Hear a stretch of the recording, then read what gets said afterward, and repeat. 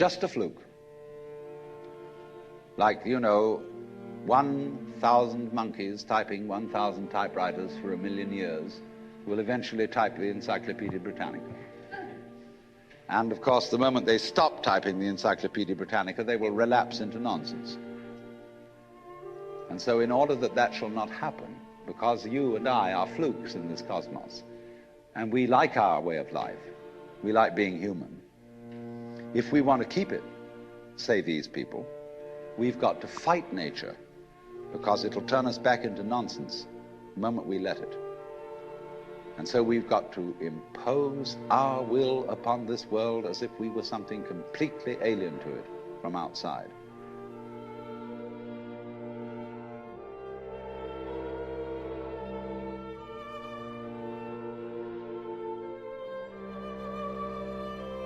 And so we get a culture based on the idea of the war between man and nature. And we talk about the conquest of space, the conquest of Everest. And the great symbols of our culture are the rocket and the bulldozer. The rocket, you know, compensation for the sexually inadequate male.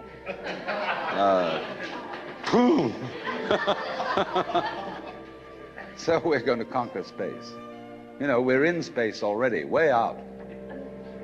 If anybody cared to be sensitive and let what's outside space come to you, you can, if your eyes are clear enough. Aided by telescopes, aided by radio astronomy, aided by all the kind of sensitive instruments we can devise.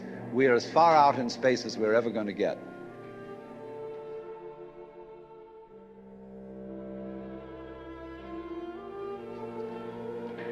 But, you know, sensitivity isn't the pitch. Especially in the WASP culture of the United States, we define manliness in terms of aggression. You see, because we're a little bit frightened as to whether we are really men. And so we put on this great show of being a tough guy.